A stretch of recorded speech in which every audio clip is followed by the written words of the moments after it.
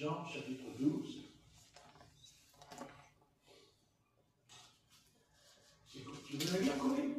Jean chapitre 12, verset 1.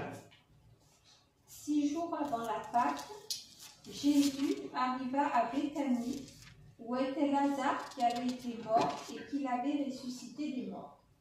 Là, on lui fit un souper. Marthe servait et Lazare était un de ceux qui se trouvaient à table avec lui. Marie, ayant pris une livre d'un parfum de nard pur de grand prix, oignit les pieds de Jésus et elle lui essuya les pieds avec ses cheveux. Et la maison fut remplie de l'odeur du parfum. Un de ses disciples, Judas Iscariote, fils de Simon, celui qui devait le livrer, dit « Pourquoi n'a-t-on pas vendu ce parfum 300 deniers pour les donner aux pauvres ?» Il disait cela non qu'il se mit en peine des pauvres, mais parce qu'il était voleur, et que, tenant la bourse, il prenait ce qu'on y mettait. Mais Jésus dit « Laisse-la faire. Elle a gardé ce parfum pour le jour de ma sépulture.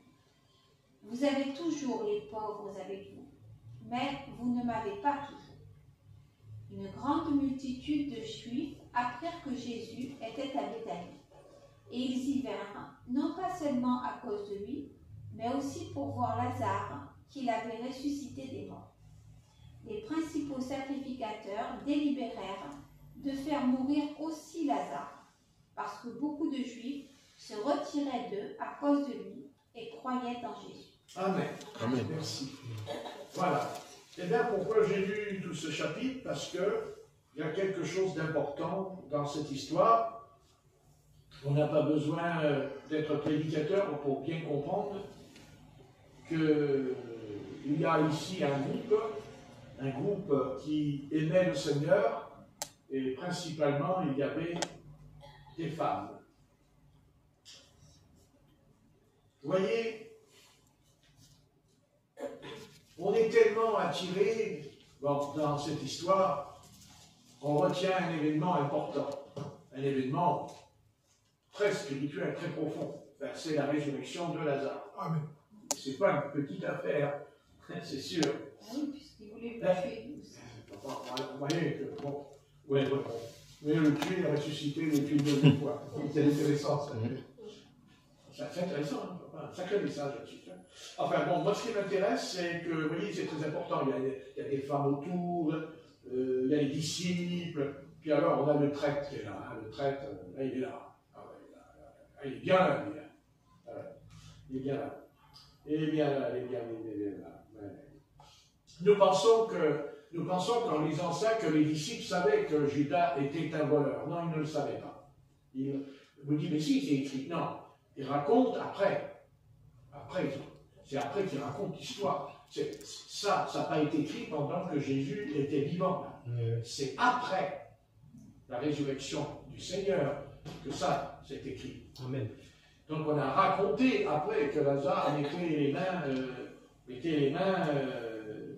dans les impôts.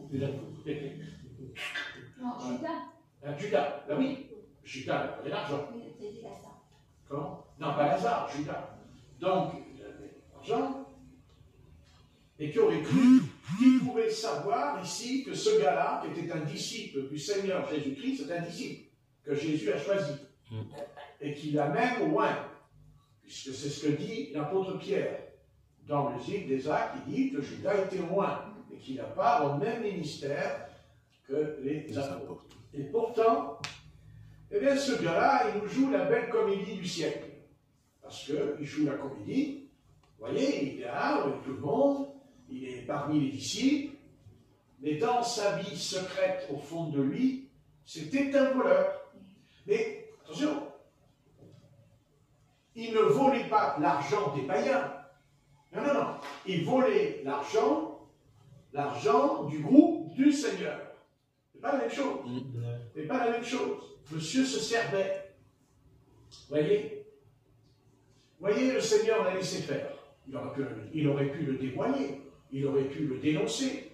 Non, il ne l'a pas fait. Non, il ne l'a pas dénoncé. Il l'a laissé faire. Voyez, il y a une chose qu'il faut comprendre. Il faut bien comprendre. Un péché engendre un autre péché. C'est ça la vérité. Il n'y a pas un péché, il y a des péchés. Et, vous voyez, s'il n'avait pas volé, il est fort possible qu'il n'aurait pas trahi le Seigneur. Et pourquoi il trahit le Seigneur? Parce que c'est son péché qui le rattrape, c'est-à-dire qu'il aimait l'argent. Et donc, d'ailleurs, il vendra son maître pour 30 deniers. N'est-ce pas? Vous voyez la racine en lui. Si, admettons, il s'était débarrassé de son péché, il n'aurait pas livré Jésus. Pourquoi? Parce qu'il aurait été délivré de l'amour de l'argent. Car vous savez qu'il est dit, que Jacques a dit, l'amour de l'argent. Vous voyez? Il n'est pas dit qu'on ne peut pas avoir d'argent. Il dit l'amour de l'argent. Pas pareil. Donc, vous voyez, c'est tragique, là.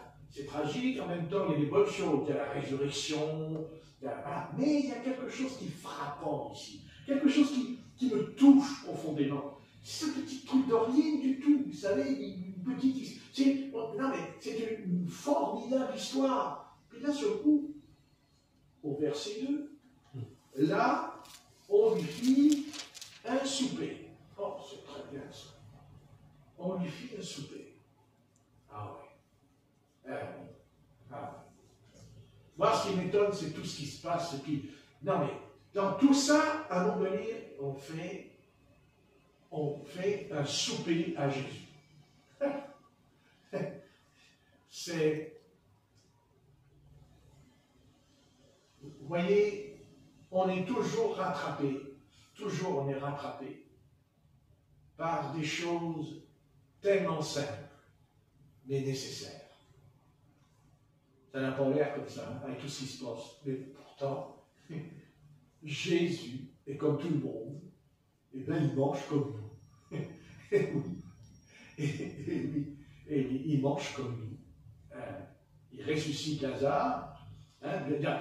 Il ressuscite Lazare, et puis en même temps, il sait que l'autre, le Judas, il sait tout ça, et puis là, on lui fit un souper. Voilà. Non mais, ça fait partie de l'histoire. Et l'histoire, elle est tellement vivante qu'elle est rendue pour moi, c'est mon opinion, mais pour moi, c'est tellement incroyable. Oh, tiens, Jésus rentre dans le cimetière, Lazare sort. Et d'un coup, tu dis, mais est-ce qu'on va penser à se mettre à table pour souper? Eh oui. Eh bien voilà, c'est là que le Seigneur veut nous faire comprendre la sagesse, que c'est souvent dans les choses quotidiennes de la vie dont on ne fait même plus attention. On ne fait plus attention. Et pourtant, elles sont très importantes. Car ce souper est important, pas seulement, il n'est pas important parce qu'on mange, il est important parce qu'il y a quelque chose qui va se passer pendant ce souper. Quelque chose qui va permettre de comprendre quelque chose, que quand ils vont se mettre à table, il dit, ils se mettent à table, hein, c'est écrit. Hein? Amen. C'est écrit. Oui. À table avec lui, au verset 2. Un de ceux qui se trouvaient à table avec lui. Très bien. Donc, vous voyez, il reste ce souper, il y a la table, Lazare est ressuscité, tout le monde veut voir Lazare, parce que tout le monde voulait voir Lazare quand même. Hein. Voilà. Puis il y en a un autre qui ne voulait plus le voir, hein. Il voulait le tuer. Lazare a dû dire au Seigneur, ah, moi je ne sais pas, moi j'aurais été Lazare, j'aurais dit, mais ils veulent me tuer maintenant. Mais pourtant, on voit que tu me tues, hein. Tu me dis, Lazare sort, tu sors. C'est rigolo, le sketch. Non, c'est pas un sketch. Et donc, voilà, non mais c'est vrai quand on réfléchit un peu, hein, une petite méditation surnaturelle. Hein. Voilà, le gars sort du tombeau, Lazare il sort, et les autres ils disent, qu'on va te tuer. Tu vois, Lazare il dit, tout ce que vous voulez, hein, le Seigneur il peut ressusciter une deuxième fois. Hein. Ah ouais? Ah oui. Vous remarquez, c'est ce qui va nous arriver. Ah ben, pour l'instant, il y a des hôpitaux. On n'est pas là. Pour ça, c'est l'hôpital. Donc, c'est très intéressant. Non, c'est très intéressant. Donc, Marie ayant pris... Alors là, ça change. Hein, pendant le souper, Marie ayant pris une livre d'un parfum de nard pur, de grand prix, oignit les pieds de Jésus et lui essuia les pieds avec ses cheveux. Et là, il y a quelque chose qu'on ne pourrait pas expliquer avec des explications humaines. Le parfum. Le parfum.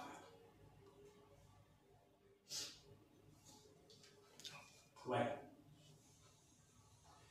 Vous voyez, ce qui est important ici, ce n'est pas les événements. Ce n'est même pas la résurrection de Lazare qui est important pour Jésus. C'est la vie qui combat la mort. Et le Seigneur fait comprendre ici, qu'importe ce qui va nous arriver, qu'importe ce qui va se passer dans le monde bientôt, terrible, mais Satan n'enlèvera jamais, il ne pourra pas enlever le parfum. Ce parfum qui est en nous, c'est le Seigneur qui est en nous.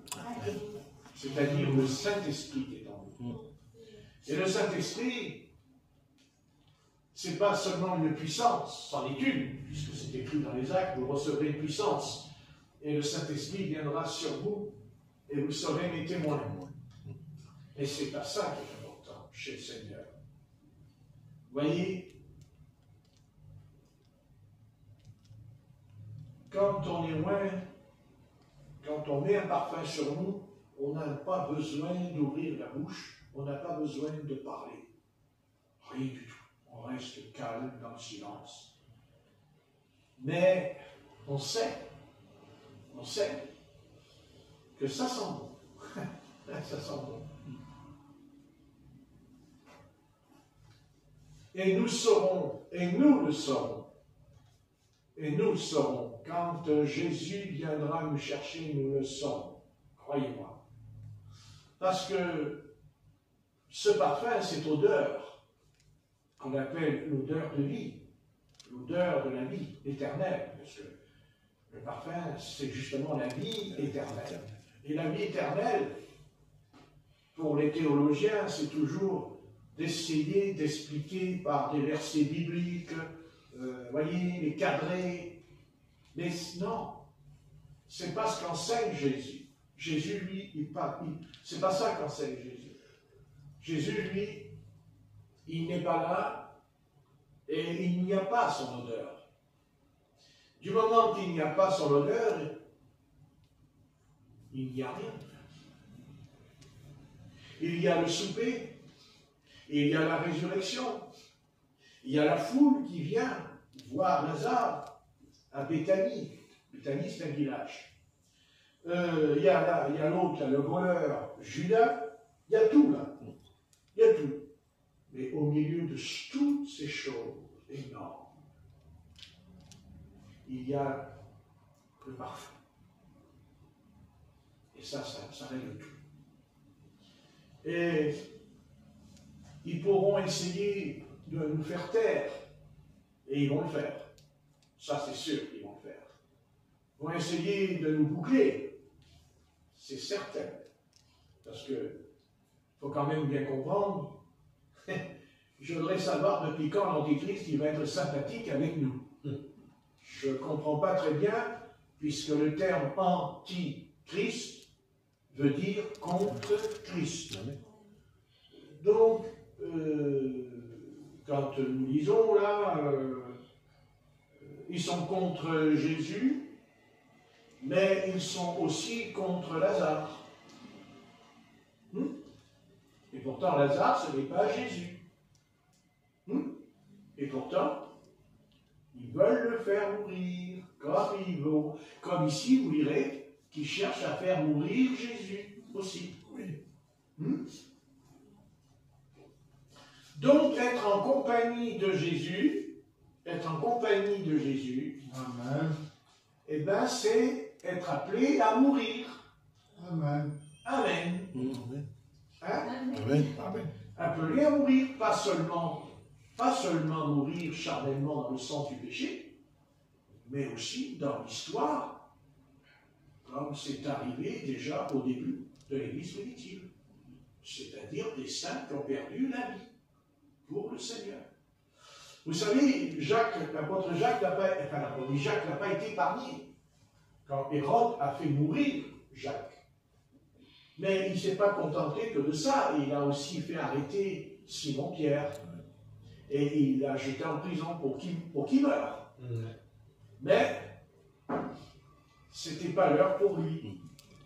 Et quand c'est pas l'heure, c'est pas l'heure. Et Dieu a même envoyé un ange dans la prison pour casser les chaînes, ouvrir les portes, parce que les portes étaient fermées à double tour avec des clés. C'était une petite clé à nous, là, une petite clé, une grosse clé. Tu ne sortais pas. Bon, le Seigneur, il a fait sortir Simon-Pierre.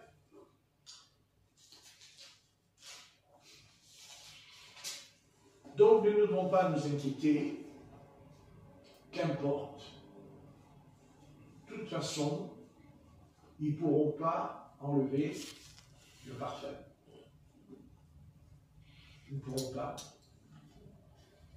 Parce que ce parfum, de toute façon, c'est le Saint-Esprit. Et quand je dis le Saint, pas seulement l'Esprit, le Saint. C'est-à-dire que Dieu, vous voyez, Dieu est saint. Et le peuple de Dieu. Parce qu'il y a dans la Bible, les croyants, le croyant. Et dans la Bible, il y a le peuple de Dieu. Le peuple de Dieu. Le peuple. Eh oui, peuple de Dieu. Peuple de Dieu. C'est pas n'importe qui, le peuple de Dieu, hein, c'est son peuple, qui n'est pas composé que de trois personnes. Mais le peuple de Dieu, il est coupé en deux, le peuple de Dieu, ce soir. Hein. Il y a une partie du peuple de Dieu qui est déjà dans le paradis, et puis il y a l'autre partie qui est sur la terre.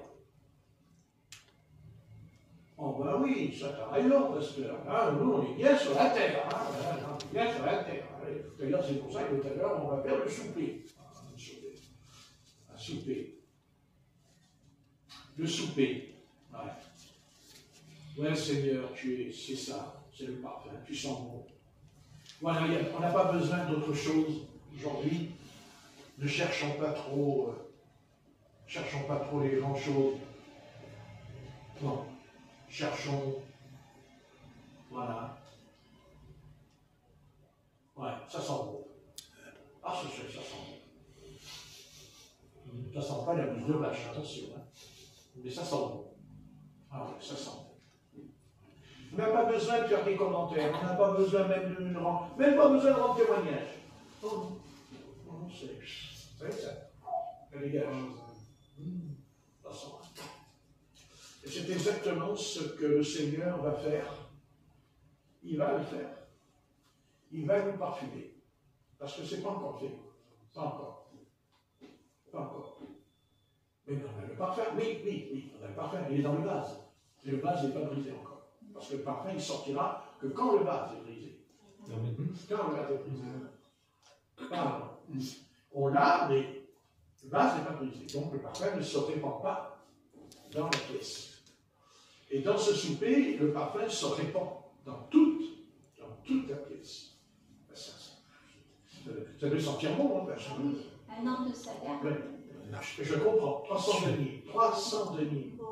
Donc Judas, tout de suite, lui, tout de suite, le comptable, super comptable, vous savez, le super comptable du président de la République qui était là. Et alors, il y avait 300 deniers. Intéressant. Alors, mais seulement, c'est la vie, mais seulement. Quand il dit 300 greniers, 300 greniers, 302 rapport, hein. Oui, mais il dit on aurait pu le donner aux pauvres. Pas bête, lui, hein. Mais lui, il dit on aurait pu le donner aux pauvres. Mais moi, si j'avais été là, j'aurais répondu oui, mais les pauvres, tu n'en as rien à faire, les pauvres, puisque tu mets la main dans la bourse et tu te prends l'argent. Tiens, voilà. Pourquoi tu dis ça? Vous voyez? Tout est faux en lui. tout est faux. Il est faux. Vous voyez, et ça, il ne faut pas être faux. Il ne faut pas. Il faut arrêter. Il ne faut pas venir là avec une apparence. Attention, ne faites pas ça. Parce que Dieu vous voit. Et Dieu sait toutes choses. Amen. Amen. Attention. Ce que tu es ici, tu as intérêt à l'être dehors, mais aussi ici. Amen. Et ne pas avoir une double nature, une double face. Parce que ça peut coûter cher. Hein, ça peut coûter très cher. Donc, on doit être naturel. Amen. On est ce qu'on est, Amen. c'est-à-dire des pécheurs sauvés, c'est sûr. Mais si on est sauvé, c'est que nous avons été arrachés, enlevés de la mer. On s'est noyé. Donc, parce que si le Seigneur dit je t'ai sauvé, c'est que je suis en train de me noyer. On ne va pas noyer quelqu'un qui sait nager, il me semble. On sauve quelqu'un qui ne sait pas nager. Et c'est pour ça que le Seigneur ne peut pas sauver notre société. Il ne peut pas la sauver ce soir. Parce qu'ils sont convaincus qu'ils savent nager. Ils nagent très bien. Ils ont toujours la réponse pour s'en sortir. N'est-ce pas? Voilà. Mais seulement, en vérité, ils ne savent pas nager. Parce que s'ils savaient nager, eh bien, il n'y aurait pas toute cette confusion. Ils ne savent pas nager. Pas du tout, pas du tout. Non. Non. Ils ont une bouée de sauvetage avec eux. Mais nous n'avons pas une bouée de sauvetage. Ah non. Jésus-Christ n'est pas une bouée de sauvetage. Arrêtons avec ça. Non, pas du tout. Non. Jésus-Christ, lui, ne fait pas de nous une bouée de sauvetage. Il fait de nous des disciples accomplis. Amen. C'est-à-dire mûrs, forts, capables, comme le maître. Parce que n'oubliez pas que Marie de Magdala, quand elle dit où as-tu mis le corps de mon Seigneur, à un moment donné, il y a la voix du jardinier qui dit Marie. Et quand elle se retourne, elle ne dit pas frère, elle ne dit pas prophète, non, elle dit maître. Attention, maître. Non, mais maître, ça veut dire, pourquoi une femme d'Israël qui croit au Seigneur peut dire maître. Élie n'a pas dit maître. Moïse n'a jamais dit maître. Quand vous lisez la Bible, non. Maître, rabbi, c'est-à-dire rabbi, docteur, maître, parce qu'il est le maître, le Seigneur. C'est sûr, c'est sûr. Vous savez, il n'est pas le maître seulement parce qu'il enseigne, il est le maître parce qu'il a chez lui, comme un jour, quand un père a amené son garçon qui était épileptique, et qu'il nous ait raconté que le démon jetait le petit garçon dans le feu, n'est-ce pas? Et donc, le père a été voir les disciples en disant, voilà, s'il vous plaît, priez, puisque vous êtes des disciples de Jésus-Christ, c'est-à-dire vous allez à son école, vous êtes à son école, vous êtes enseignés, mais formés par lui. C'est-à-dire qu'il paraît que Jésus, dans Matthieu 10, vous a donné tout pouvoir sur les démons. Matthieu 10, verset 1. Vous avez tout pouvoir sur les démons. Pas un démon, tout pouvoir. Et voilà.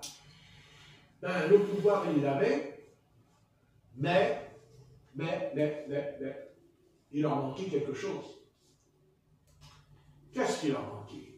Eh bien, le parfum. Le parfum. L'odeur. L'odeur de vie. Ne vous inquiétez pas. Je sais. N'est-ce pas? L'odeur de vie. Donc, les démons étaient dans l'enfant. Tu peux dire tout ce que tu veux au nom de Jésus-Christ, chasse, sort, tout ce que tu veux. Tu tu peux avoir même deux options. Tiens, tu as l'option d'Élie, l'option de Moïse sur toi. Alors là, les démons, ils vont s'en aller, tu vois. Il n'y a pas de problème. Eh bien, ils ne s'en vont pas. Ils ne s'en vont pas parce que Jésus, c'est un maître. Eh oui. Ouais. Et il dit au démon, tu sors maintenant, tu sors maintenant. Et le démon a obéi au Seigneur et tout de suite, il est sorti tout de suite. Vous avez qu'à lire, il sort tout de suite. C'est Jésus, il sort. Il sort. Alors que les disciples, ils étaient plusieurs, hein, parce qu'ils étaient plusieurs disciples. Hein. Et le démon est dit, moi, ça ne me fait rien du tout. Vous voyez? Et pourquoi? Parce que Jésus sentait, c'est-à-dire il avait le parfum dans le sens que sa vie, était 3 fois sainte. 3 fois sainte. Et les démons, la sainteté, c'est pas leur tasse de thé. La sainteté. Eux, la sainteté, ils n'aiment pas. D'ailleurs, c'est écrit esprit impur. N'est-ce pas? Donc les démons, là. Donc les disciples n'avaient pas encore l'odeur. Ils n'avaient pas l'odeur. Vous savez, Marie de Magdala, n'oublions pas qu'elle est devant le tombeau du Seigneur aussi. Le tombeau, c'est la mort, le tombeau. Hein? D'accord? C'est la mort. Voilà. Donc, où est-ce que vous avez mis le corps de mon maître? Parce qu'elle le voulait, hein? Ah bah oui, elle le voulait. Et je la comprends. Je la comprends. Vous savez, comment essayer de comprendre à l'époque, comment analyser ce Jésus, cet homme de 30 ans, qui chassait les démons, qui guérit des centaines de malades, des paralytiques, des aveugles, enfin, ce qu'il y a dedans, ça dépasse entendement. Ça, c'est sûr. Et puis, vous voyez combien les choses de la vie nous rattrapent. Parce que finalement, ce corps de Jésus-Christ, nous savons qu'il était sans péché, puisqu'il a été conçu par le Saint-Esprit, le corps de Jésus. Vous voyez? Et pourtant, il va mourir, son corps. Il va mourir, il est crucifié, son corps. Il est malmené, même avant de crucifier son corps, parce qu'il a reçu des coups de fouet sur le corps, des fouets. Mais le corps de Jésus, lui, il n'est pas perdu. Hein? Il n'est pas perdu, son corps. Au contraire. Au contraire. Ouais. Vous savez, ça devait être beau quand même dans le jardin. Hein? Où est le corps du Seigneur?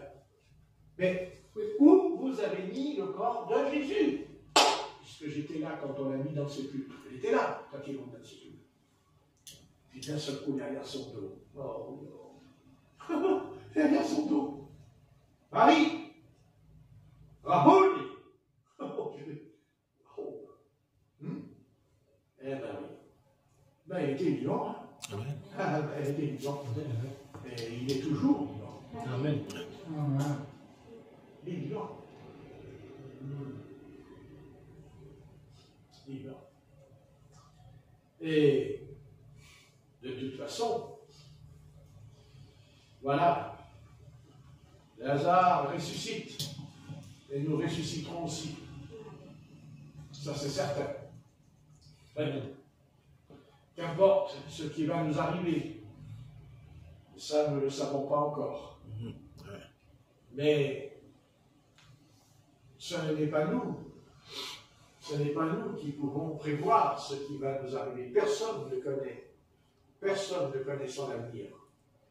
Personne. Et Dieu sait que je l'ai assez répété ici.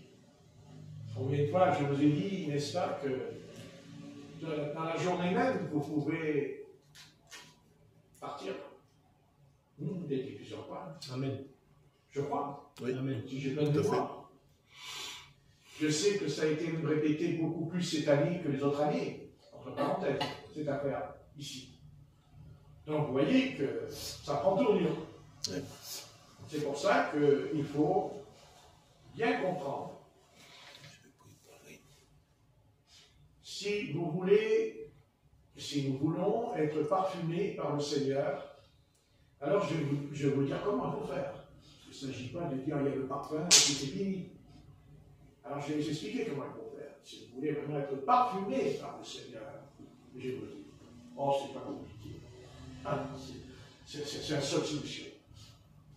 C'est de passer beaucoup de temps dans la prière. Et à chaque fois que vous passerez du temps dans la prière, vous êtes certain que vous êtes parfumé. Vous recevez, c'est certain. Alléluia. Amen. C'est certain. Ah. C'est pour ça qu'au mort, où est ton aiguillon? Au mort, où est ta victoire? Et quand on parle au mort, où est ton aiguillon? Quand on parle au mort et ta victoire, c'est parce que c'est ce parfum. C'est le parfum qui fait que la mort est vaincue. Elle n'est pas vaincue dans le sens comme il y aurait une guerre sur un champ de bataille. Le parfum, il n'a pas besoin de venir vers moi avec un bouclier, avec une épée, avec une lance. Non. Non, il se répand, c'est tout. Mais il y a l'odeur. Ce petit quelque chose, c'est-à-dire la vie. Et c'est pour ça que le parfum a été... Pourquoi Marie ici? Pourquoi c'est à ce moment-là qu'elle prend, plus loin il nous est parlé d'un vase, n'est-ce pas, qu'elle le jette par terre? Parce que là c'est une explication, il y en a une autre plus loin. Je crois que c'est clair, par terre. Il dit, d'ailleurs il est dit le nom du parfum qu'il n'est pas dit là. Parfum de nard, n'est-ce pas? Vous voyez, le parfum de nard. Vous voyez ce que je veux dire? Il se répand dans toute la pièce. C'est tout ce qui est intéressant. Et c'est tout ce qui doit nous intéresser. Rien d'autre. Est-ce que je sens l'odeur? Pas si je sens le christianisme. Non. C'est oui ou non. Est-ce qu'au milieu de tout ce qu'il y a là, autour de cette table, dans cette maison à Béthanie, qu'est-ce qui prédomine?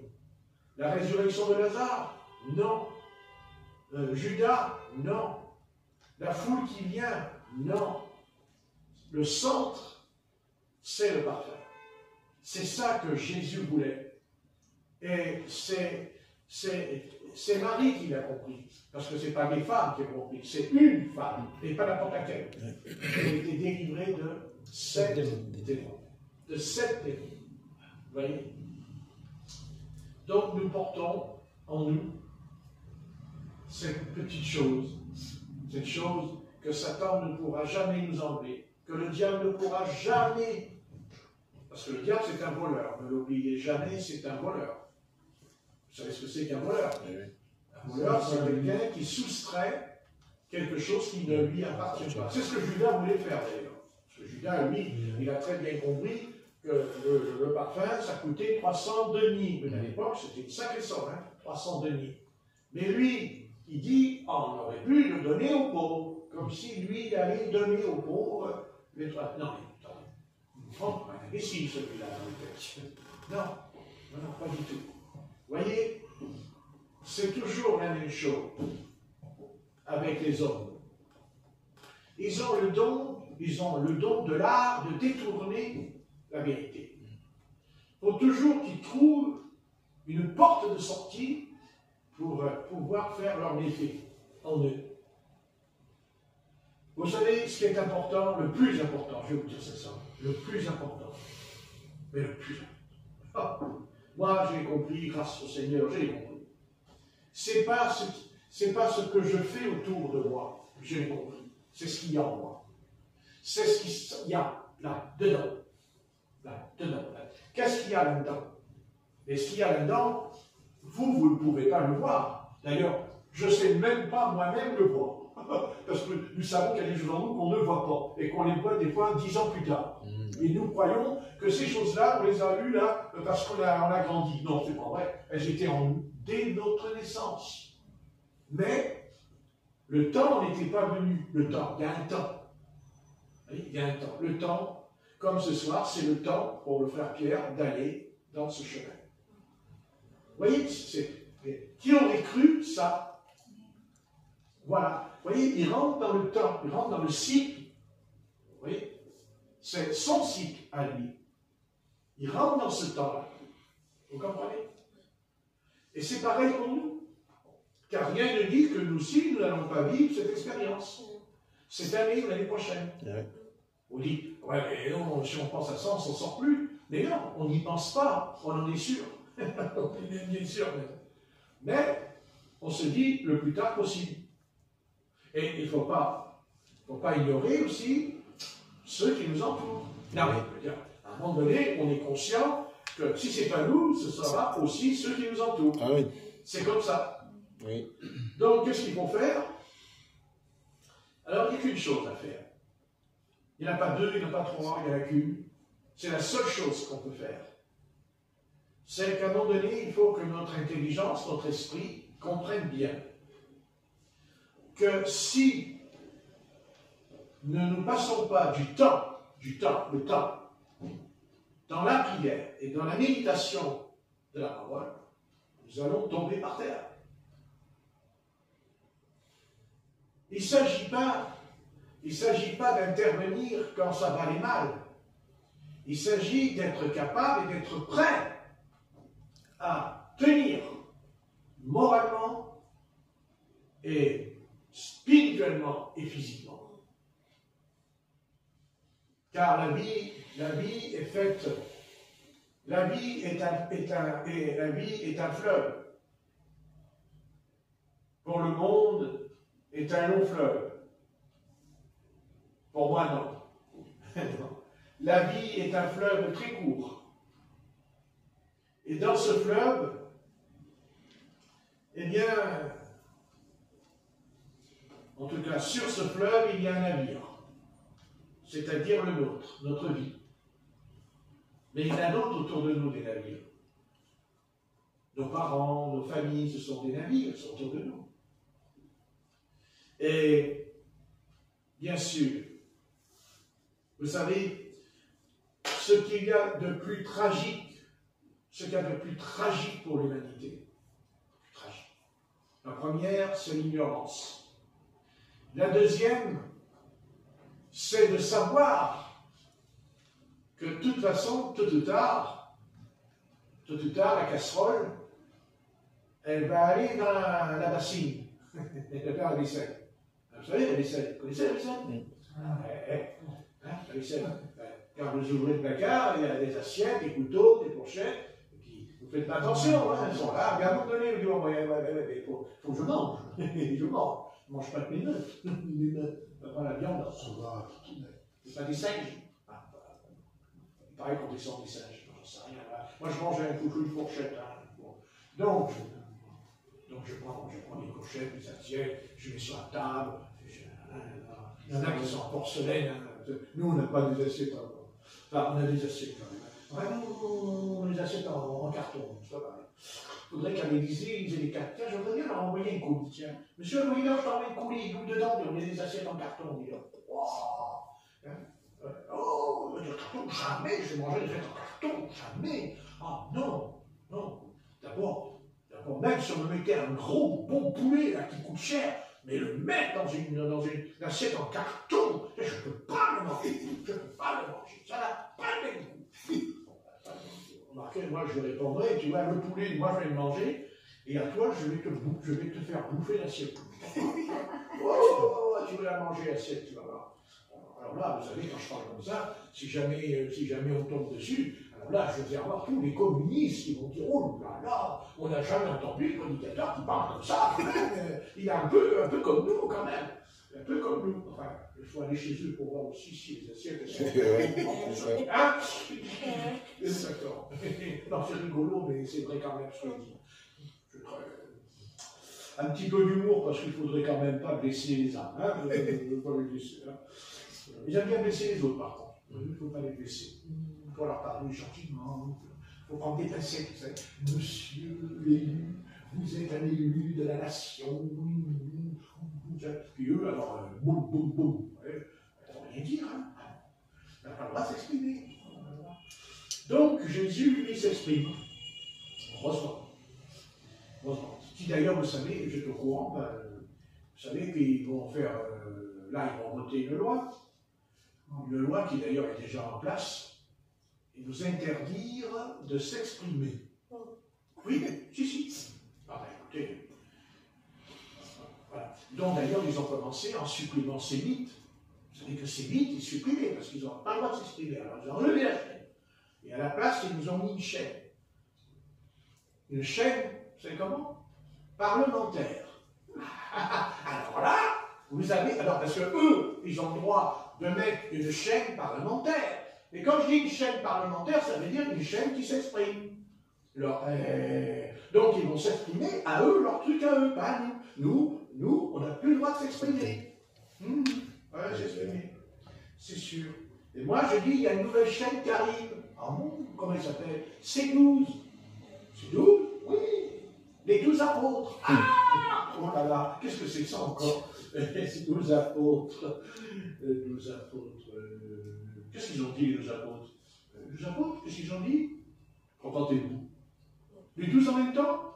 Les 12 en même temps. Et donc, il y en a un d'ailleurs qui ne s'est pas repenti, il a dégagé. Il a dégagé de la circulation, puis il a été remplacé par un autre. C'est-à-dire par l'apôtre Paul. Ouais. Voilà, vous voyez, il faut... Voilà, je vous le dis. Ne cherchez plus à comprendre, passez du temps dans la prière. Amen. Non mais, allez-y. Il faut y aller. Et là, il va falloir y aller. Amen. Voilà. Passez du temps à prier. Dans votre maison, dans votre lit. Fermez les yeux. Et vous priez. Voilà. Et vous arrêtez.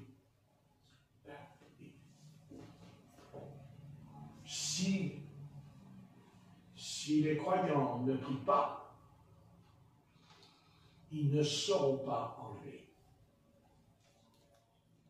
Ils ne seront pas enlevés. Attention. Parce qu'il ne s'agit pas de répéter, il y a l'enlèvement. Non, mais il ne s'agit pas de dire Jésus-Christ revient.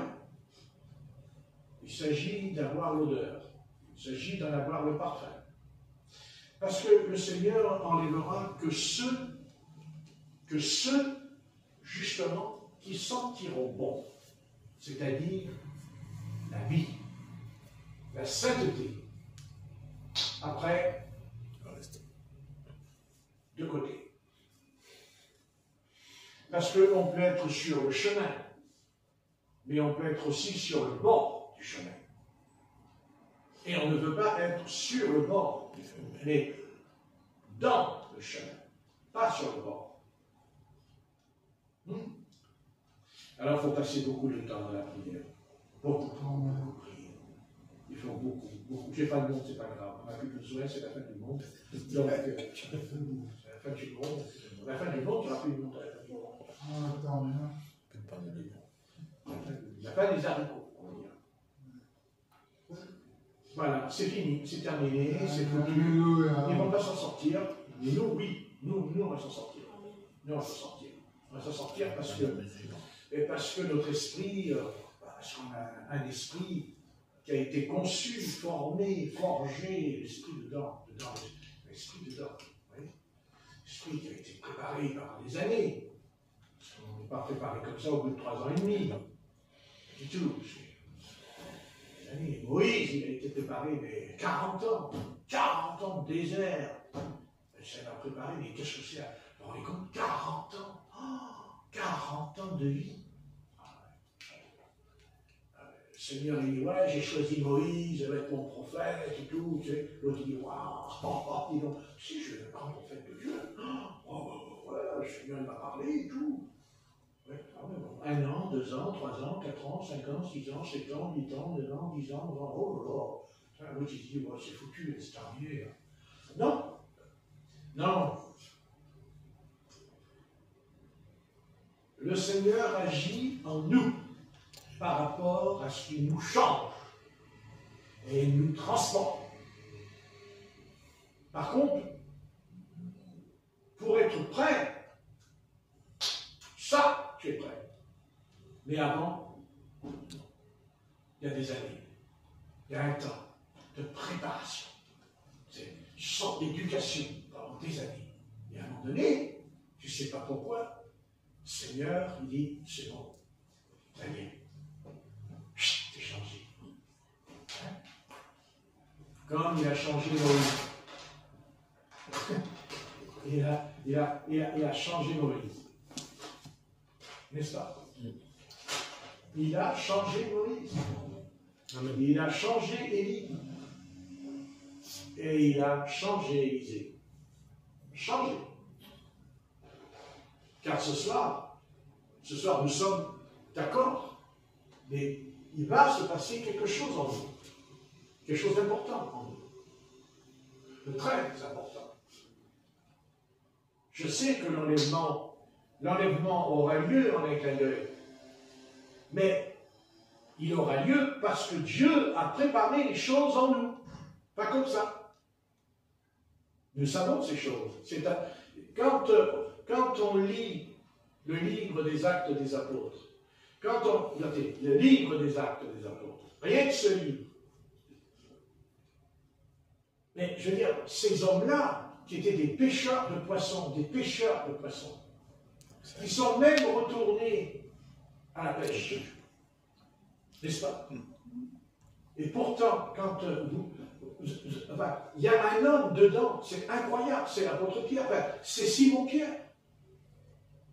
Mais comment un garçon comme ça, qui a renié Jésus 3 fois, je ne connais pas cet homme. Je ne le connais pas, il a dit.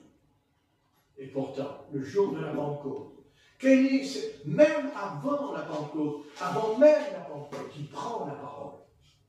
Mais comment il a pu tenir un tel discours en lui, le discours, lisez, il a fait 5 discours, l'apôtre Pierre dans les Actes, 5 discours importants. Au début de la naissance de l'Église primitive, il y a 5 discours. Et chaque discours, il est métamorphosé, il est changé, l'apôtre Pierre. Son esprit n'est plus le même. Plus le même. Comment expliquer qu'un homme comme l'apôtre Pierre, qui a dit « Je ne connais pas le Seigneur », et que devant le Sanhédrin, devant quelques mois plus tard, devant le Sanhédrin, jugez vous-même, faut-il mieux obéir à Dieu ou aux hommes? Et ils ont été fouettés, le fouet. Ils ont été battus. Et ils étaient joyeux. Alors là, on n'y comprend plus rien. Vous voyez? C'est ça le changement que le Seigneur a produit en nous. Et nous allons changer, croyez-moi, nous allons changer. Mais eux aussi, ils ne savent pas encore, mais eux aussi, ils vont changer. Vous allez voir ce qui va se passer. Vous allez voir les foyers, les couples, les enfants, les jeunes, vous allez voir ce qui va se passer, pas seulement dans le monde, mais dans notre pays, dans la France, il va se passer quelque chose. Les gens vont changer. C'est certain. Ils vont basculer. Et ils vont sombrer dans le désarroi et dans le suicide. Mais pas nous. Pas nous. Non pas parce que nous, on est plus forts qu'eux, mais parce que Dieu nous a préparés en nous, dedans. Amen. Parce que Dieu nous a donné quelque chose que le monde n'a pas, que le monde ne possédera pas. Le don du Saint-Esprit. Le don du Saint-Esprit. Le don. Pas le Saint-Esprit. Il dit le don. Ce n'est pas écrit dans l'Ancien Testament. Il dit l'onction, mais pas le don. Dieu a donné le don. Et ce don doit manifester 9 dons spirituels. 9 dons spirituels.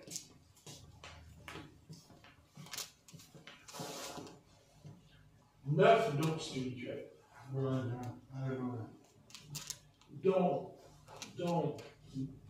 Donc, le frère repart avec les 12. Et nous, on n'en a pas. Je savais qu'elle allait faire ça. Je savais qu'il allait faire ça. J'ai fait exprès de dire ça. Parce que je savais qu'il avait commencé le rapport. Ah, mais je le connais bien. Enfin, je le connais bien. Pas comme le Seigneur, non. Restons humbles. Mais je le connais un peu. Bien, c'est heureusement pour moi d'ailleurs. Pour moi. Le berger qui ne connaît pas ses brebis, c'est triste, hein. C'est triste quand même. Donc, voilà, ils ne pourront pas. Ne vous inquiétez surtout pas. Même si c'est un vinaigre, on s'en fout. Car nous avons le don. Voilà. On a, ça rejoint ce que j'ai dit, on a le parfum, on a le cheveu. Ils ne pourront pas l'enlever. Ils ne pourront pas. Ils peuvent même vous foutre dans un cachot, ça ne changera rien. Parce que dans le cachot, vous ferez comme Paul et Silas, qui chantaient en langue, avec un livre. Amen. C'est écrit. Ils les entendirent parler en langue.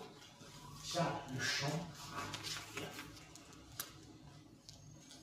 Cellule ou pas cellule, barreau ou pas barreau, ça ne changera rien. Alors peut-être vous dites, mais attends, Patrick, je vais aller dans une cellule, je vais être enfermé, je vais aller dans un camp et tout, mais comment je vais faire? On n'a même pas besoin d'essayer de savoir ce qu'on va faire, parce qu'on ne sait pas. Je ne sais pas. Mais le Seigneur qui est en nous sait ce qu'il va faire. Amen. Car s'il a pu faire sortir Simon-Pierre de la prison d'Hérode, il peut aussi nous faire sortir des prisons d'Emmanuel. Amen. Oh, oh. Parce que, vous savez,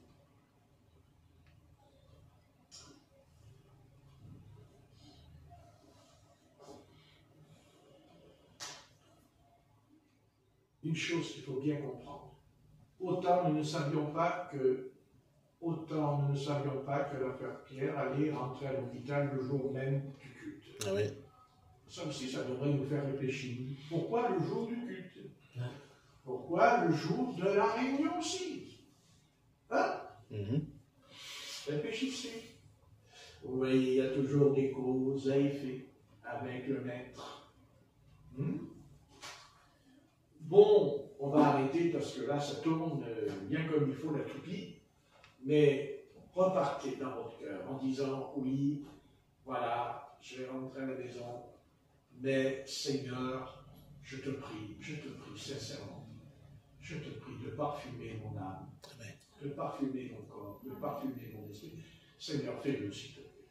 Et le Seigneur le fait. Mais on ne le ressent pas parce que pour le ressentir, il faudrait-il encore... Voyez, hein, vous savez, on peut avoir une bouteille de Cologne qu'on a payée très cher, mais si on ne l'ouvre pas, ça sert à quoi? Elle décore le meuble, elle est jolie, la bouteille de Cologne. On va dire aux gens, oh, regardez, j'ai une bouteille de Cologne, je l'ai payée 100 €. Tu vas regarder, 100 €, mais tu n'as pas mis encore? Ça dit, ça coûte 100 € quand même. Je veux garder le plus longtemps possible.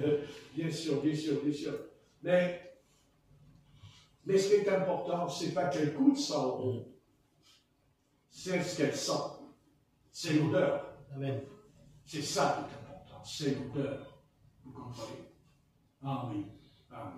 Et oui. Et le Seigneur, il veut qu'on ait l'odeur. Il le veut. Vous savez? Non, mais il faut vraiment qu'on demande à Dieu de nous parfumer de cette odeur. Et vous savez, ceux qui nous entoureront, vous n'avez pas besoin de parler du Christ. Ne vous inquiétez pas. Vous allez voir. Il va se dégager quelque chose. Ah oui. C'est ce qu'on appelle le réveil. Le réveil de l'Église. C'est sûr. Ouais. C'est sûr. Vous savez, dans un réveil, on est toujours branché dans le sens que les âmes tombent à genoux, elles pleurent, où il y a des prodiges, des miracles, ça intéresse l'être humain. Mais si le Seigneur n'est pas passé par là, parce que le parfum, c'est quand le Seigneur passe par là, et il le dira, vous avez toujours les pauvres avec vous, mais moi, vous ne m'avez pas toujours. Mais le parfum, oui. Le parfum, oui. Et c'est pour ça qu'il y a eu ça dans la maison de la Béthanie. Parce que Jésus leur a bien fait comprendre qu'il va s'en aller et qu'il va monter là-haut. Mais même s'il n'est pas là, il va laisser quelque chose de lui. Il laisse quelque chose de lui. Vous voyez ce que je veux dire? Vous voyez? L'odeur. Il laisse ce parfum de lui. C'est de lui. Vous voyez? Ça, oui. Ah oui. C'est sûr. Oui. Bien sûr, c'est sûr. Mais ce parfum, il n'est pas donné à tout le monde. Il n'est donné qu'à un mot. Parce qu'il n'y a qu'un mot pour le recevoir. Il n'y a qu'un mot qui porte ce parfum. Il n'y en a qu'un. C'est le mot épouse. L'époux et l'épouse sont un. Amen. Vous voyez, c'est ça. C'est ça. Oui. Il y a plein d'églises sur la terre. Il y en a plein des églises. Il y en a plein. Mais, vous savez, j'ai confiance. J'ai confiance. Je sais que j'ai confiance dans ces choses. Et je sais ce que je dis. Et je suis conscient de plus en plus que, vous savez, voilà, j'ai tellement cru, et puis j'ai vécu aussi avec des pasteurs, que toujours cette histoire que la puissance est dans la voix, vous savez, le cri, ça remue dans l'air, tout le monde, c'est très bien, moi je ne suis pas contre, mais qu'en reste-t-il? Qu'en reste-t-il? Qu'est-ce qui reste? Quoi? Voilà. Mais le parfum, lui, il restera toujours, parce qu'il est le parfum. Vous voyez, vous ne pouvez pas changer ça. Vous ne changerez pas ça. Vous pouvez changer, mais pas le parfum. Lui, il ne changera pas. Lui, il ne changera pas. Vous savez, cette odeur a poussé Marie à essuyer les pieds du Seigneur. Dans notre passage, il dit qu'elle pleura. Les larmes sont descendues sur les pieds du Seigneur. Mais c'est tellement... Ça ne ressemble pas à nos dénominations religieuses, ça ne ressemble pas... vous voyez, ce matin, je pensais un peu... Je me disais, tiens, c'est dimanche, tu pourrais peut-être aller à la Pentecôte, là, comme ça, tu vas demander au Seigneur qui te parle pour savoir, vous voyez, j'ai un peu ça encore en moi, tout ça. Puis à un moment donné, je suis là, je me mets en prière, je lis la Bible comme ça, la main, mais non, attends, mais si tu leur dis les telles vérités, qu'est-ce qui va t'arriver? Il va t'arriver quoi? Qu'est-ce qui va t'arriver? Quoi, tu vas aller là, tu vas cacher la vérité, tu vas dire bonjour, ça va, bonjour. Hein? Puis après, tu vas faire alléluia, ils nous bénissent, et après, tu vas leur dire les vérités, tu vas prendre la Bible devant eux, tu vas taper là avec la Bible à la main. Oh, ben attends, ils vont me foutre à la porte, hein. Ils vont me foutre à la porte. Alors pourquoi veux-tu y aller si je ne fous pas à la porte? Rigolo, c'est rigolo, toi. Tu veux y aller, après tu me dis, je me fous à la porte. Alors il ne va pas. C'est ça, tu ne prendras pas un pied dans le derrière. Parce que c'est ce qu'ils m'ont fait. Vous savez que j'ai pris des coups dans le derrière, moi. Là, comme ça, dans les fesses, vous me tapez. Ah, je ne vous mens pas, j'ai vu. Ouais, même à Paris, ils l'ont fait. Moi, je suis monté à Paris. J'ai dit, je redescends vite à Marseille. C'était plus dangereux. Et dangereux, c'est vous à Paris. Alors, qu'est-ce que tu racontes? Et puis, même si tu dis rien, de toute façon, rien que ton odeur, ils vont vite comprendre qui tu es. Et crois-moi, et moi la trouille. Rien que tu rentreras, ils auront peur. Ils auront peur, parce qu'ils verront dans ta physionomie. Ils le verront. Ah, c'est sûr, ils le verront.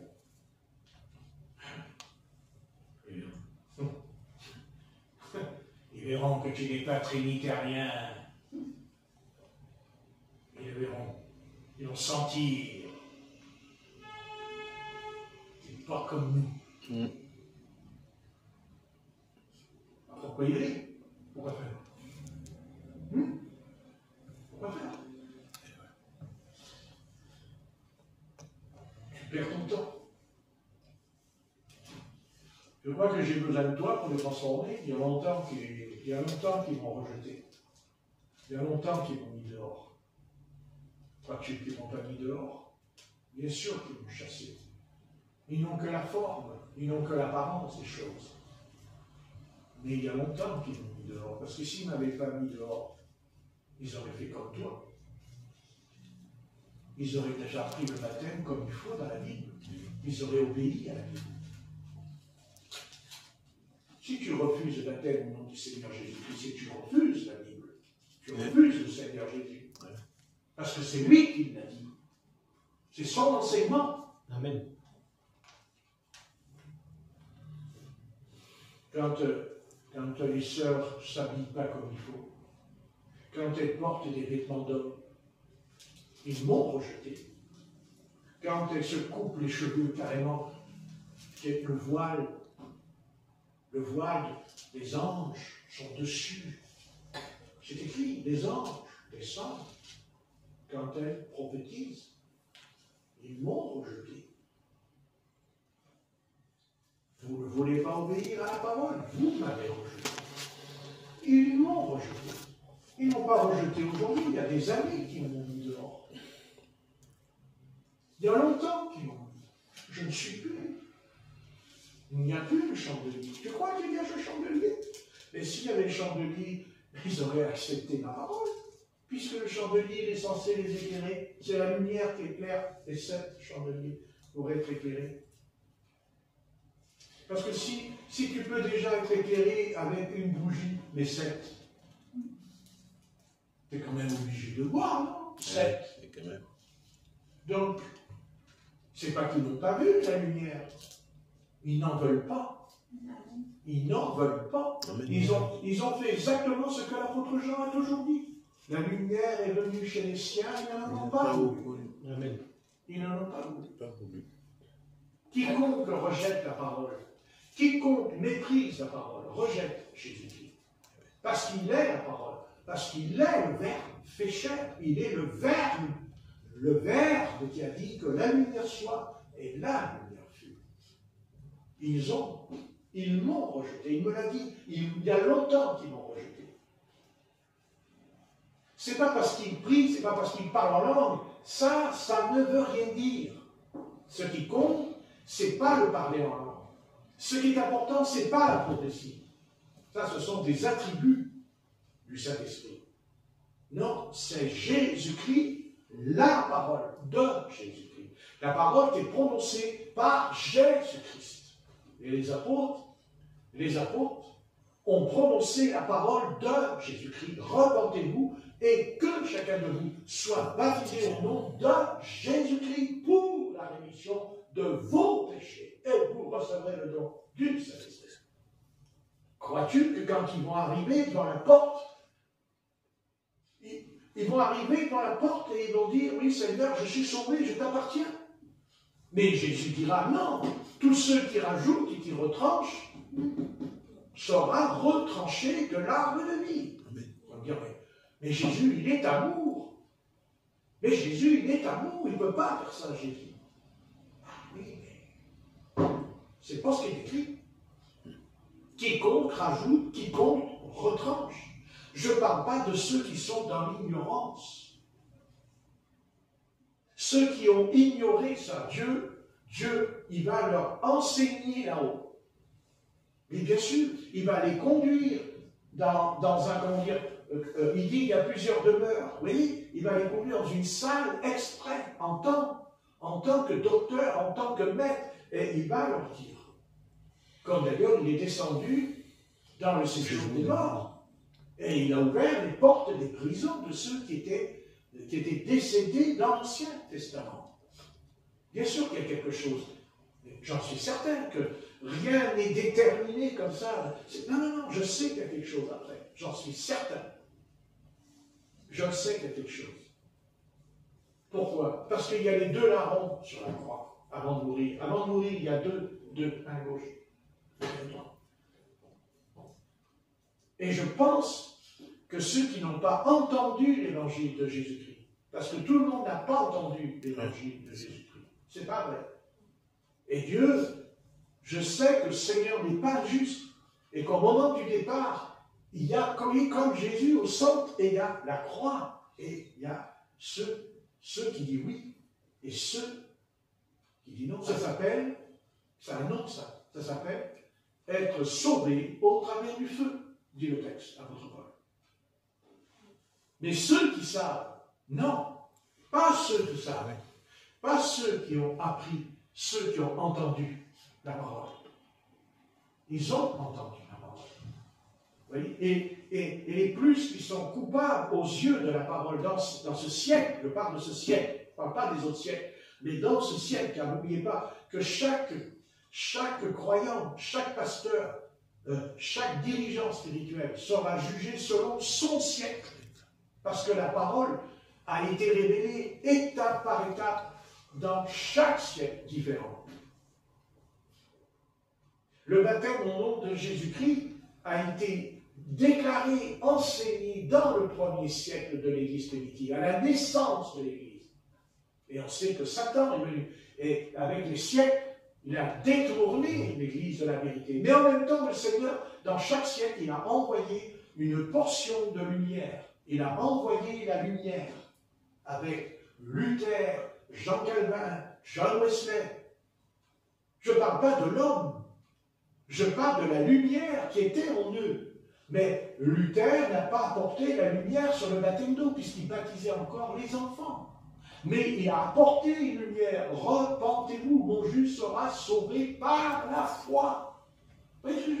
Et après, Dieu l'a envoyé encore avec John Wesley. Sans la sanctification, personne ne verra le Seigneur. Mais pas du temps des protestants. Et après, Dieu l'a envoyé après. Vous voyez, il a des baptistes, des méthodistes.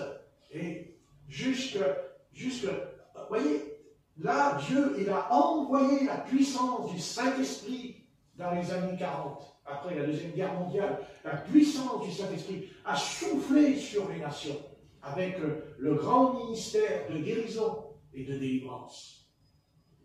C'était la lumière sur la guérison, sur la lumière que Jésus ressuscite les morts. Vous voyez, c'est Dieu qui a envoyé la lumière pour chaque génération, mais aussi pour chaque croyant qui va entendre, reçoit. Et oui. Voilà. Et nous sommes parvenus, c'est la fin. Il ne peut pas y avoir un autre message, il n'y aura pas un autre message. Il n'y en a pas. C'est fini. C'est terminé.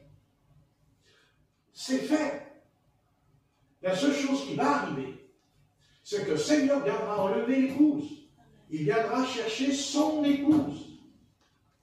Pas que nous.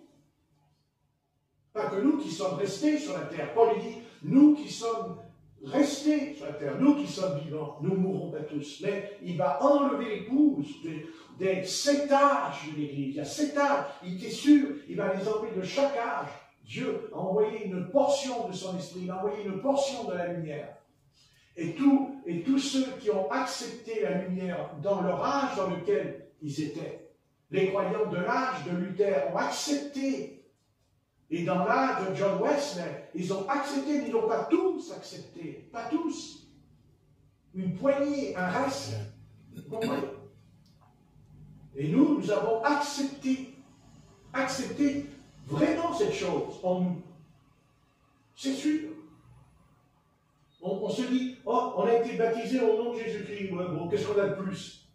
Mais Dieu ne nous demande pas ce qu'on a de plus. Dieu ne nous demande pas ce qu'on a de plus qu'à moins. Dieu nous dit, tu fais ce qui est écrit. Amen. Parce que c'est écrit, c'est écrit. Il dit que quand Jésus fait quelque chose, il dit, il était écrit de lui. Amen. Il s'accomplit ce qui est écrit. Vous avez qu'à lire, même sur le bois de la croix. Tout est accompli. Amen. Amen. Amen. C'est ça, la vérité. La vérité, ce n'est pas ma vérité. C'est la vérité de ce qui est écrit dans ce livre. Si ce n'est pas dans ce livre, alors c'est faux. Et nous n'avons pas à l'accepter. Quitte à être persécuté, quitte à être méprisé. D'ailleurs, à votre avis, est-ce que c'est normal que des chrétiens nous méprisent parce que nous sommes baptisés au nom de Jésus-Christ? Pourquoi alors ce mépris? Est-ce qu'un chrétien doit mépriser un autre chrétien? Est-ce qu'un pasteur doit traiter l'autre pasteur de faux docteur ou de faux prophète? C'est une insulte. Vous voyez? S'ils étaient dans la vérité, alors pourquoi ils nous persécutent? Pourquoi ils persécutent quand on dit ce qui est écrit dans la Bible? Il y a un nœud à la chaussure, et il faut le défaire. Donc, pour moi, c'est clair. Moi, je veux bien aller vers eux, mais il va falloir qu'ils fassent ce qui est écrit. Ou alors, je fais un compromis. Je fais un compromis. C'est-à-dire, comme le font les hommes politiques. Vous savez, les hommes politiques, tout va mal, ils font des compromis. Oui. Mensonge. Ils font des compromis avec la retraite, des compromis. Vous n'avez pas vu de compromis? Il y a un mois en arrière, les socialistes, ils étaient contre le Fonds populaire, et tout le bazar, et puis maintenant, ils ont voté tout le contraire pour que l'autre, il reste. Oui, mais nous ne mangeons pas. Nous ne mangeons pas assez de soupe. Amen. Tiens, c'est curieux, tiens. Notre souper, c'est pas préparé souper. On ne mange pas assez de soupe. Nous, on n'est pas là. Nous, on n'est pas là pour dire oui, on a raison, c'est nous sommes dans le vrai. Non. Nous, ce qui nous intéresse, vous ouvrez la Bible et vous lisez ce qui est écrit dans ce livre. Amen. Vous vous réclamez de la Bible. Je dis Amen. Mais vous vous réclamez non pas d'une page et puis de l'autre côté, non. C'est tout la Bible. Mais selon la sagesse de Dieu. Parce que Dieu, il doit nous donner la sagesse. Amen. C'est elle qui est important. C'est écrit dans Proverbe chapitre 8. La sagesse. Il dit, j'étais là, j'étais auprès de toi quand j'ai créé la terre et les cieux. Bien sûr, c'était qui? C'était Jésus-Christ de Nazareth qui était là. La sagesse. Voilà. On ne peut pas être enfant de Dieu et se percuter entre nous. Ça n'a pas de sens. D'ailleurs, le Seigneur le dit par la bouche de l'apôtre Paul. Si je n'ai pas l'amour, je ne suis rien. C'est clair. Pourquoi veux-tu retourner, Patrick? C'est ce que j'ai pensé. Non. Non. Mais non, ça ne sert à rien. De toute façon, tu ne les ramèneras pas. Élie lui-même n'a pas réussi à ramener Israël. Alors, tu n'as pas ramené. Tu n'as pas les ramener, mais si le Seigneur veut les ramener, tu vas voir. Parce que moi, si tu vois que je me pousse, je secours. Tu secoues rien du tout. Tu secoues rien du tout. D'abord, ne secours rien parce que tu vas faire tomber des fruits qui ne doivent pas tomber. Déjà recommencer. Eh oui, il y a des fruits que l'on doit faire tomber. Oui. Il faut attendre. Et nous, on vient. Ouais. On fait attention que les fruits ne te tombent pas aussi sur la tête. Parce que là, c'est peur. Enfin, moi, je joue de la mouche quand même. Hein? Bon. Hein? Et il n'est pas blanc. Pardon? Et le fruit n'est pas blanc. Et le fruit n'est pas mûr. Et quand moi, je ne suis pas mûr, c'est catastrophe. On n'est pas sorti. Oui, mais c'est normal qu'on est un peu tenté, parce qu'il y a l'enfant spirituel, il y a tout. Mais à un moment donné, Dieu dit, mais non, tu n'es plus un enfant. Tu n'es plus un enfant, tu n'es plus dans cet état quand tu étais jeune avec eux. D'ailleurs, même quand tu ne possédais pas cette lumière, ils t'ont toujours haï, ils t'ont toujours méprisé, ils t'ont traité de tout. Ils t'ont traité que tu étais un proxénète, ils t'ont dit que tu étais un antichrist, ils t'ont tout dit. Toi, tu dis, ben non, je vais quand même y retourner. Et ça servira à quoi? Tu crois qu'ils vont être gentils encore maintenant? Mais non. Peut-être qu'ils vont être pires. Parce que tu as tellement changé qu'ils vont être pires. Alors reste tranquille. Reste à ta place. Prie, lis la Bible et fais ton petit culte avec les quelques âmes qui t'entourent. Et on verra après. Ce qui se passera, je m'en charge. Voilà. Oui. Ça ne servira à rien. Tu perds ton temps, tu ne les ramèneras pas. Personne ne les ramènera pas. Parce que c'est trop tard. Parce que c'est fait. Ils ont choisi. Je veux dire que, pourquoi veux-tu qu'ils changent? Ils ont déjà tout choisi. Ils ont établi, organisé, dénomination, les banques, l'argent. Et toi, tu vas arriver et tu vas démolir les 2 banques à Paris, tu vas renverser, tu vas tout foutre en l'air. Tu vas tout foutre en l'air. Tu crois qu'ils vont accepter? Mais c'est impossible. Ce n'est pas possible. C'est trop tard. C'est trop tard. C'est pas possible. C'est établi. C'est trop tard. Ils auraient pu le faire. Oui, ils auraient pu. Quand tu y étais. Oui, quand tu y étais, ils auraient pu. Quand tu n'avais que 18 ans et que là, ils ont vu que les démons étaient chassés par un jeune de 18 ans, là, ils auraient pu changer. Là, ils auraient pu peut-être se poser la question. Mais non, ils n'ont pas voulu. Ils ont dit c'est le diable. Ils t'ont dit que c'était le diable qui chassait les démons. Et là, ils ont signé leur arrêt. C'est terminé. Vous comprenez? Oui. Parce qu'ils auraient pu réfléchir, ils auraient pu se dire, ok, c'est sûr, oui, c'est vrai, Patrick, il est quand même, oui, je sais, mais ça fait rien. Ça fait rien. Personne ne peut chasser les démons. Personne ne chasse un démon, si ce n'est le Saint-Esprit. Personne ne peut commander à des démons de sortir d'un corps humain. Personne. Non. Parce que même Jésus l'a dit. Satan chasse-t-il Satan? Car son royaume serait divisé. C'est pas ce qu'il a dit. Amen. Quand ils l'ont traité de Belzébuth, prince des démons. Voilà. Ils ont eu la possibilité. Ils l'ont eu. Mais ils n'ont pas voulu. Et voilà. Et toi, tu crois encore que parce que tu es retourné, tu crois que tu vas découvrir en eux et tout, que comme tu es plus âgé, comme tu es plus sage qu'avant, voilà, tu es plus souple, voilà. Et de quelle souplesse tu vas être? Tu fais quoi là? Tu vas faire la souplesse qu'ils ont eux, entre eux? Tu vas arriver, bonjour, et le jour où ils baptiseront au nom du Père, du Saint-Esprit, tu seras assis dans la salle, tu vas regarder, et tu fais quoi là? Tu vas rien dire? Mais si tu dis rien, attention, tu risques de devenir aveugle.